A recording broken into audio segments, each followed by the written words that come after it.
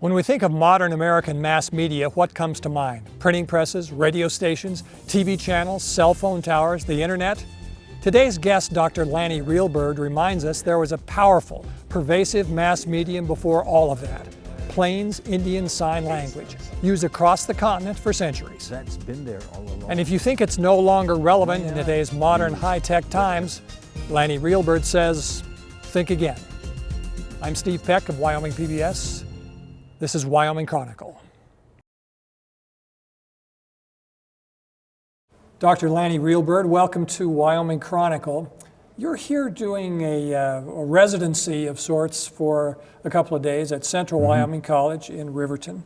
And your specialty, at least for this week, is Plains Indian Sign Language. That's correct. What's your definition of it? Plains Indian Sign Language is a form of communication that was historically used in the vast regions of the Northern Plains and even into Canada. It was the medium for communication for intertribal nations in trade, commerce, even friendship and hunting, and all of this commerce of building, bringing technology of like bringing in the horse, bringing in guns. It was used in that sort of standard, even like in the fur trade when we had people from the Hudson Bay or the English trading companies. This is what they had to use. You use the word medium, and that's interesting. We still use different types of media today, and you obviously recognize and explain the connection from then to now. Not all that different in some ways, right? It's almost like a language that a lot of people innately utilize naturally. When you see not only Indigenous people, but even people in the mainstream, they're using some sort of dramatics and movements that are quite understandable and at the core of sign language. So what I tell the learners and the participants that it's in our DNA as humans. So most of this motion is just a complement of the environment and nature and our own anatomy. You have a PhD in education, so you know more about this than I do, but I knew a baby who gestured to communicate before he spoke. So here's what you're talking about. Everybody communicates with their hands. Certainly. You mentioned a couple of times sports references in your talk, and I thought about that. When people say, well, what's the use of knowing this now? It's obsolete, it's not relevant anymore. Not true, and sports is one of the ways I thought of it. When we're watching a football game, before the referee had a microphone, what did he do when he called a penalty? Yeah. He showed us, so from a distance, a certain common vocabulary, so to speak, that everybody understood and could recognize, no matter what team they were watching, where they were from. This continues in a way still today. It certainly is. You reminded me of an event that happened when I was a child back in the 60s, and I just was around some of the Crow politicians that hung around with my father, and he mentioned that they were in their conversation that the Kansas City Chiefs had invited some of the Crow tribal members that use sign language, and they mixed it into their plays at that time during the 60s. And then my dad himself, he was proud that Jan Stenerud, their kicker, was alum from the University of Montana. If that was in the 60s, the language was stronger in the 70s. That's the Plains Indian Sign Language. The 80s, we're beginning to look at some of the transitions of the distractions that I mentioned about the different technologies and media that seem to have taken over some of the natural learning environments of where we traditionally had facilitated our knowledge. So like nowadays, people are looking at the phone not only among our Indigenous communities, but in urban areas, or even in, like I mentioned, agricultural settings of some of the farmers and ranchers. People are beginning to distract from even ranching and calving and horsemanship. So interesting, isn't it? We have all these new methods of communicating that you're mentioning that we all live with, including you. You have your phone here. Certainly. But we seem to communicate so much more poorly than we used to, at least in a lot of ways. When you'd think, at least the idea was, this will make us better communicators. I'm not sure it does. What do you think? That's certainly right. I think whether, oratory is a fine art that you seldom see, like in politicians. With the past presidencies that we've experienced in this nation, we don't see that flair and that, because they have a teleprompter, and so they're reading, and it's not coming from within. It's not coming from the heart, more or less. And even among my people, they developed a constitution to take the democracy, the Chautauqua, out of communication. So we don't see these people who have these dramatic speeches. I kind of went on a rant because I was raised by politicians, but that was something, an art form that, like you mentioned, that is sort of pushed off to the side because of this multimedia and teleprompters. We don't see that somebody can motivate us, inspire us, make us feel, like we can do something, Sort of cuts both ways. Someone reading a teleprompter, oftentimes it's not even that person's own words. Certainly. And the form of communication, even entertainment almost, people used to come out to hear a speech being made. Oh, heck yeah. And again, there are occasions where that happens, but it used to be an event. The communicators through time, the people who could help others understand and who could be understood, always very important in any community and society. Yeah, they were the media. They were the people telling the information and sort of guiding on the foundations of not only Indigenous nations and their protocol and their practices, but even in urban settings or like in white communities. Sure. They had people that were even like back in historic times where they had I guess heralds going through town saying, this is what's happening, get ready, prepare, remind them to be good citizens, dress their best, how to treat their children, and that is missing because nowadays with all these distractions like the phone, people don't even have the art of knowing how to listen. Yeah. Communication, it's just so foundational. We want to be understood. Certainly. And here you're still educating people in a way that's been used, not just prehistoric, but it's ancient and survives today. Why is it still worth knowing about, worth teaching others about? It is an excellent tool for communication. That's been there all along. Yeah. Why not use what has been given to you, not only by nature, but what is already in our DNA? Why not? We can't distance the mechanism of our own body and deny it that there are some instincts within us that aren't maybe, under the category of intelligence. They're just natural. Yeah. And some people will be in denial that this is leaning more towards nature and not the scientific method. You gave me a perfect example where a child used, sign language to, they want a bottle or they want to rest. Those are excellent examples that it is stamped in our DNA, and we could utilize that foundation, not only to teach mainstream knowledge, but Indigenous knowledge. We could use it to teach music. We can use it to teach math, like add, subtract, multiply, divide. Everyone learns math, or so many of us do. 1, 2, 3. I mean, it comes to us. We think of it before we've even thought of it. Certainly. It's there.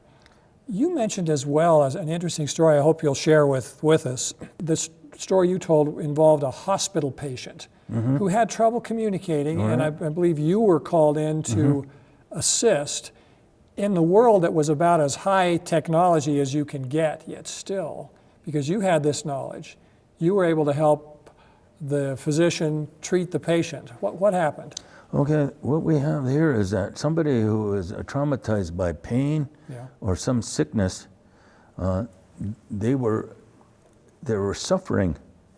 And so sometimes some of the people that spoke the language would try to communicate with them, but the patient was in such a having a hard time that they weren't able to respond because they were dealing with pain. Yeah.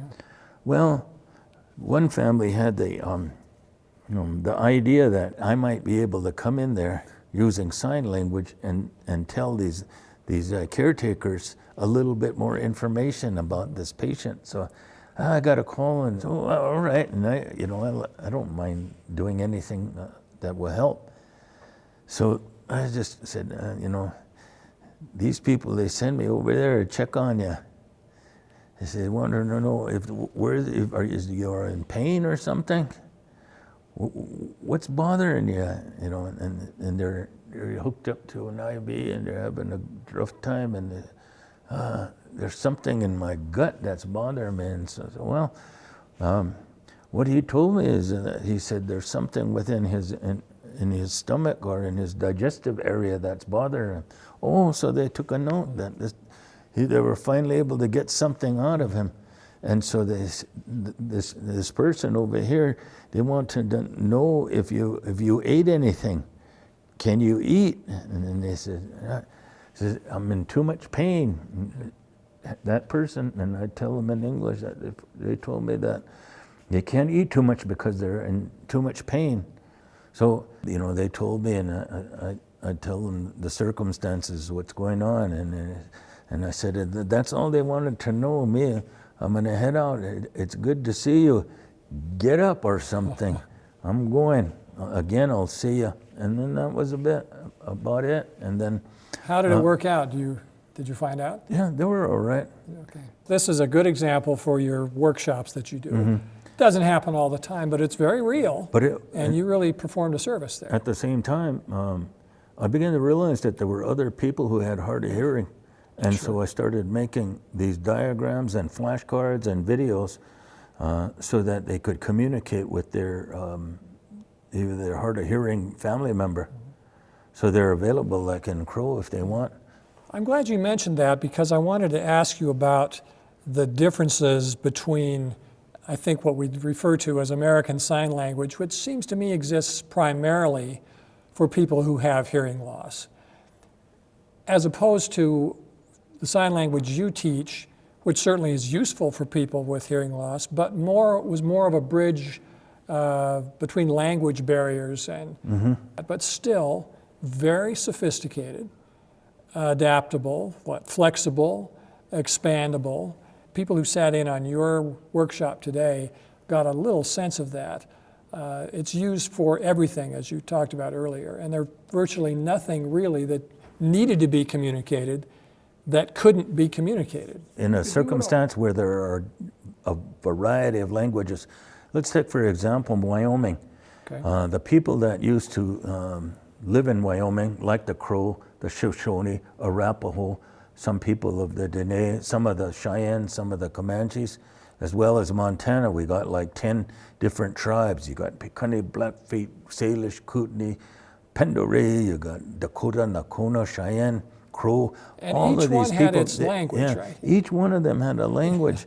And so that when they met together, they needed a medium, like I mentioned earlier and what you explained earlier in your narrative, that this was the English that's used in the UN at that time. Yeah. We needed to communicate with signs with each other, and we would perfectly understand what somebody said, like, for example, that they came over from maybe the Powder River area to come over here to meet you, and we went across an area where there was really rapids and a lot of rocks there, and then I think, oh, I remember that. I remember where that part is. They're telling me that I know where that part of the Powder River is, so I know where they came from or where they traveled through. So this is like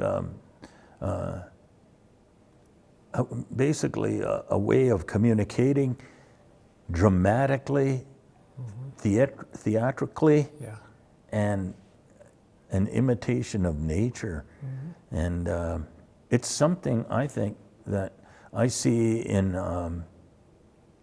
like I've been helping these folks over in Canada in some of their opera and some of their theater where and ballet, where they're using expression in sign language that I coached them, but they're doing it sometimes in maybe European foundations, but they complement it with Indigenous, and it's all telling a story with the body, and it's so beautiful. I bet they really enjoy doing that too, don't they? They enjoy learning because we've been doing it for 5 years over there near North Battleford for a week. And a lot of the people that are coming in are from theater groups, and some of them are from schools, because some of the people that were here today were here to consider the use of sign language to complement language instruction and acquisition. That's the diversity of its potential. A thing that I think would be attractive, appealing to a student. I went to college and had to learn a foreign language. Maybe you had to do the same thing. My mother always said, "Oh, you'll be good at that." That was not my experience. I struggled along and I ended up getting a B in it and so forth, because it was so tough to start. But with what you're showing people, anyone can get started immediately with it and enjoy it and begin to understand what you're talking about. And you don't have to download some software or link your phone to a device or buy a program, or you can do this and begin to get it, and it's fun. It is. Some of us experience in the Western society, like I've got degrees, that sometimes learning was not to be fun, but naturally there are classes that I've taken that they were fun, because we were able, because of the approach and the method of instruction was user-friendly and not behavioristic or something authoritarian or based on some set rules or set practices. No, this one, it's interactive and you learn while doing. And then when I'm teaching this method, it's an art of teaching. There are some considerations that people sometimes miss that aren't explained. So I was over at Arapaho School, and I wanted to mention the purpose of reinforcement and repetition. I wanted to reinforce the point of implementing it, doing it, because sure, I can do a nice presentation to everybody and explain some of the background and maybe a brief part of the history of sign language. They have to hold themselves accountable to do it. So even today, as much as people thought it might be worthy, I was just entertainment. I was entertaining them. But if they wanted to reinforce it, they're going to have to take ownership and start doing what they can do in their own way and start utilizing this fine-tuning of how they can adapt it, maybe networking and collaborating more to where could bring in more teaching fundamentals of this that they didn't get to see or acknowledge, like worldview. Like some words are said from a worldview that sometimes people take for granted, water, but in some people in different degrees of understanding the word water. There are ceremonial people that have a sort of a holistic, sort of a supernatural type of reference to water when they talk about it. Some of them will have more of an idea of water just complementing, partaking in something. So this understanding in teaching is just an introduction. They need more reinforcement, where sometimes a blend-in humor, blend in the worldview. Like we don't say some certain things to elders, but we're going to take this time to say it just to learn the word. And then at the same time, that it's part of geography. And in some of that presentation, I associated name places here in Wyoming about geography using sign language. How much do we know about how it started, where it started, how did it spread? What do we know about that? You know, if we start to specify or rationalize or put into a linear perspective, we're trying to control the dynamics of this. So that is out there, but if we think on a human nature level, like I explained earlier, that it's in our DNA, not just native people, but even yourself, because when you were talking, you were using the word I know, and I understand, and I could see that you were talking about something all that is in your nature. And so at some point in time in the Western civilization and the scientific method, they want to deny the control of this environment because it's not following their rules. And so we've been indoctrinated to these systems that we're not acknowledging natural systems. So this is where we're at here, that if we put this in a linear, rational control mechanism clinical setting, we're taking basically trying to control it or sell it. So the point there is that it's happening, it can happen, it works, why not use it? Yeah. And it's and natural. not worry so much about who did it first or who taught it to who or how I learned, because everybody was doing it. We're just looking at the effectiveness. Yeah. And so I can't say how far back in history, but you took the words out of my thoughts and said it was an ancient prehistoric language, and it's within our anatomy and the patterns in our DNA and those strings. Somewhere along the line, they put that sign language, whether you choose to believe in a God or not. It's still part of the natural system of the world. Who are you? Where are you from? What do you want? And here's who I am. Here's what I want. I put a slide up there on my PowerPoint that the first Europeans noticed that, like in 1536, that there was a great observation of people using sign language at that time. And even and furthermore in the 1600s, and even when Lewis and Clark passed through the Missouri area and the Dakotas, and Maximilian, they were documenting the use of sign language among the indigenous people. So that goes back, way back, in terms of the reference from U.S. history. But for us in world history, man, it goes back way back. Way and they were observing something in the 15th century that had been going on for many centuries prior to that. Certainly. It's an unplugged kind of way of communicating. It's hard to misinterpret, I would think. The first thing we want to keep in mind is what school are you coming from, and the application of what you're going to use in sign language. If they're seeing different concepts of what's interpreting different signs, they might agree with it, but then again, it might have not been the point they were trying to make. And here is the really serious issue of what's going on with in the history of Indian tribes. They brought in people who were rudimentarily familiar with some of the indigenous languages. They understood plain sign language. They had terms from the U.S. Ambassadors to set up treaties, and they set these terms in contracts that they had no orientation in these indigenous civilizations, no orientation to these words. Somebody who could facilitate a translation didn't even know how to say some of this English because they were out there in a frontier. They weren't in forums of politics and government and history and legal environments. They were with the challenge to interpret it in a sign. And so when they interpreted them, plus they were on the take, they were given all kinds of money to say, hey, you're going to translate what they're going to say, and this is what we want. They were creating dialogue that may not have meant what it was supposed to mean. Because that translator was an agent. He couldn't translate some of those terms, let alone knowing him himself. And the only thing he knew was rudimentary, maybe Arapaho or Crow.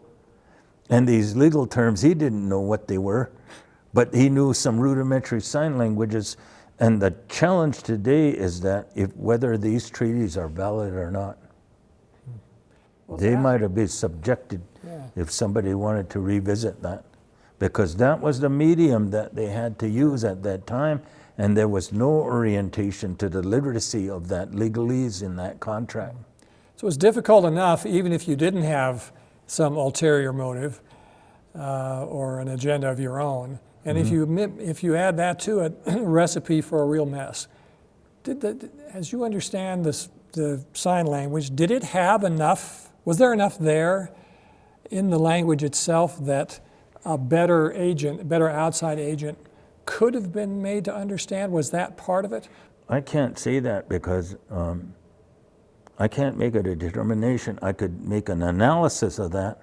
If given the opportunity to have an orientation onto the word capital, this is what this means, but you're looking at somebody that's coming from a naturalistic type of background.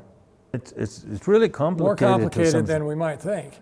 I hope people here today found value in what you did. I think so they too. did. I think they enjoyed it, if nothing else. And that's a good introduction to learning. To me, learning is, a key to it is, I want to keep going. I want to know what the next thing is. Dr. Lanny Real Bird, thanks for being with us on Wyoming Chronicle. Good, thank you.